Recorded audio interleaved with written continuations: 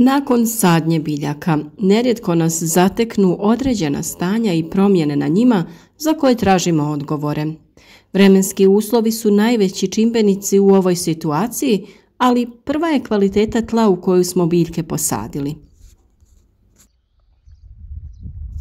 Promjena boje listova prvi je znak da biljka gladuje. Nedostaju joj minerali koji aktivno sudjeluju u procesima rasta i razvoja.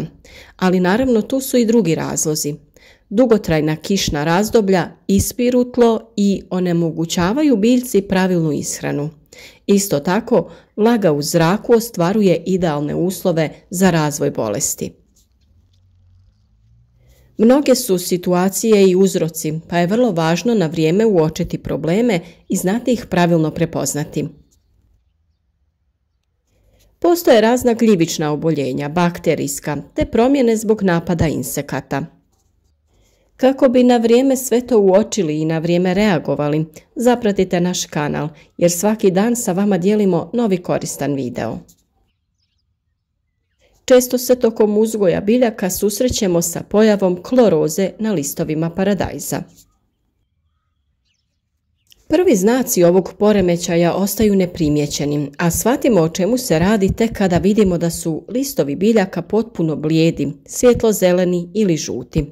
Ovisno od uzroka, to se vidi na mladim, starim, donjim listovima ili samo na dijelu lista.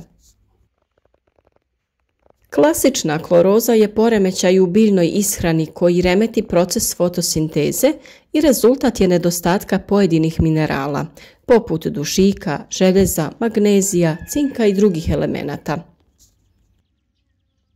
Može biti i posljedica pojave bolesti i napada štetnika, ali je tada povezana i sa drugim znakovima bolesti ili prisustva tih štetnika.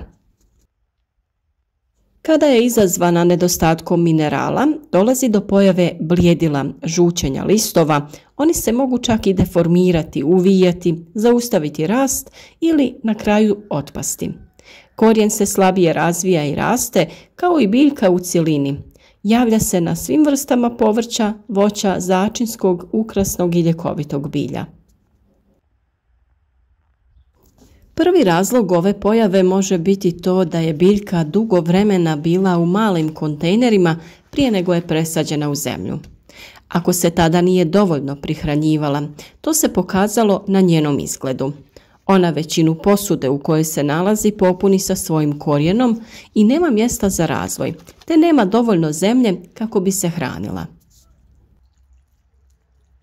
Kako naše biljke rastu najviše na kiselom zemljištu, javljaju se klorotične promjene uzrokovane nedostatkom dušika.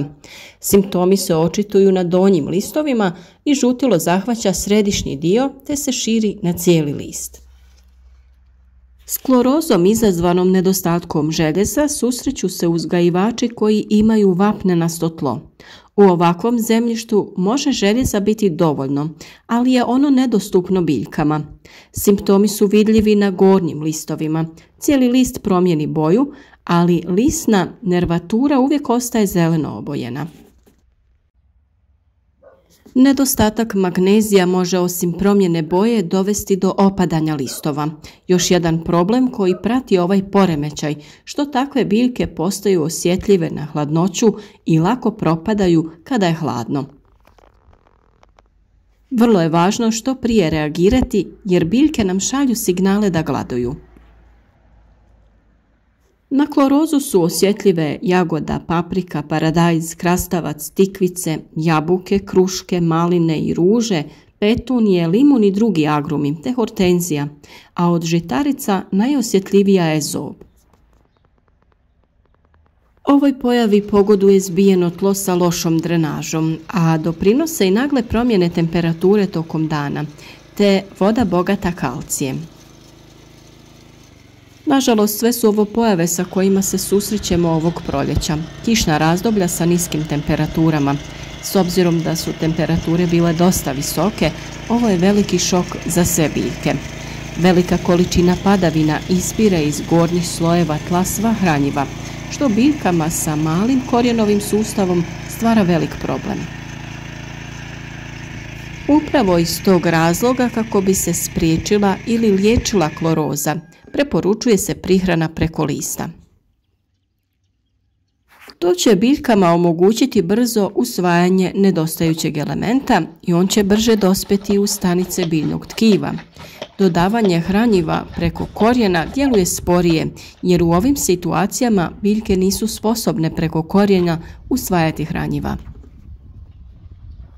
Najvažnije je ojačati biljke kako bi mogle izdržati i premostiti ovo stresno razdoblje, jer uskoro nas ponovno čekaju visoke temperature i sušno vrijeme.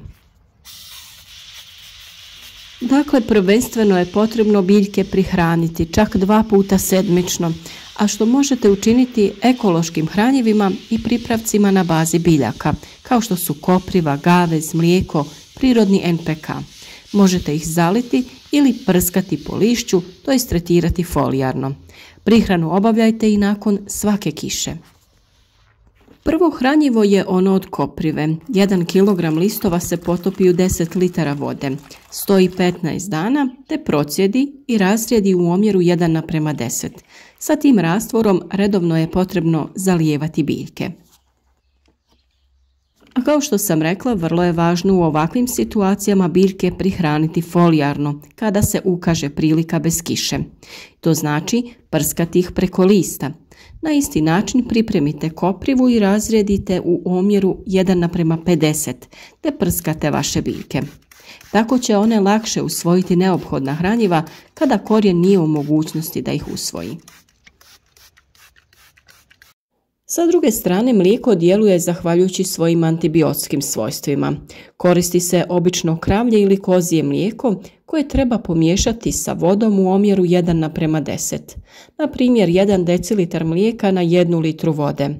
Tom mješavinom poprskate listove sa svih strana barem 1 puta u 7 dana, a ono će vam usput koristiti i kao koristan insekticid i fungicid. Mlijeko je inače odlično gnojivo za biljku, pa ovom mješavinom povremeno zalijevajte biljke u vrtu. Svakako je najbolje da probate nabaviti domaće svježe mlijeko, a kao zamjenu možete koristiti svježe mlijeko iz trgovine. Bitno je da nije termički obrađeno. Postoji mnoštvo prirodnih proizvoda koji su odlična prihrana i biljke vraćaju u život. Black Up, na primjer, je organski proizvod namijenjen poboljšanju rasta i ishrane biljaka. Sadrži visoko učinkovite i asimilirajuće huminske tvari. Poboljšava strukturu tla, pogoduje apsorpciji hranjivih tvari, povećava sposobnost zadržavanja vode i prozračnost tla. Omogućuje ispiranje soli i nudi nenadmašne uslove za uzgoj. Sadrži i kalij koji je neophodan za prijenos šećera i stvaranje škroba, a naravno dopušten je za korištenje u ekološkoj poljoprivredi. Jedan sličan je i sinergon koji mi često koristimo u ovim situacijama kako bi ojačali naše biljke. Sinergon je organsko tekuće hranjivo namijenjeno folijarnoj primjeni kod biljaka koje su podložne fiziološkom stresu. Organska komponenta unosi dušik u visoko primjenjivom obliku koji omogućava poboljšanje fizioloških i proizvodnih mehanizama vaše biljke. Na ovaj način biljke gnojene sinergonom su otpornije, aktivnije, vitalnije i produktivnije. Korištenjem sinergona dobiva se veća otpornost na klimatske nepogode, bolji vegetativni razvoj, opća uravnoteženost biljke te veća produktivnost. Vrlo lako se koristi, 30 ml sredstva dodaje se na 15 litara vode i sa tom otopinom se folijarno, to jest prskanjem, prihranjuje biljke. Također postoje i kristalonska hranjiva u granulama koja možete koristiti. Kod većine je dovoljno 25 grama na 10 litara vode. Možete koristiti onaj sa NPK omjerom 20-20-20 koji ima jednak udio dušika, fosfora i kalija. O svim ovim preparatima smo već dosta govorili. Ovdje smo objasnili kako da postupite u slučaju pojave ovih simptoma, a za detaljne recepte i sve o djelovanju pojedinog hranjiva na vaše biljke potražite pojedinačne video savjete. Istog razloga pozivamo vas da redovno pratite naš kanal, a kao podršku kliknite na subscribe i zvonce pored kako bi dobivali obavijesti o svakom novom videu. Svi naši videi su na neki način povezani i nude detaljne informacije, pa se nadam da su vam od pomoći, a pogotovo onima koji se tek sad upuštaju u avanturu vlastitog uzgoja biljaka.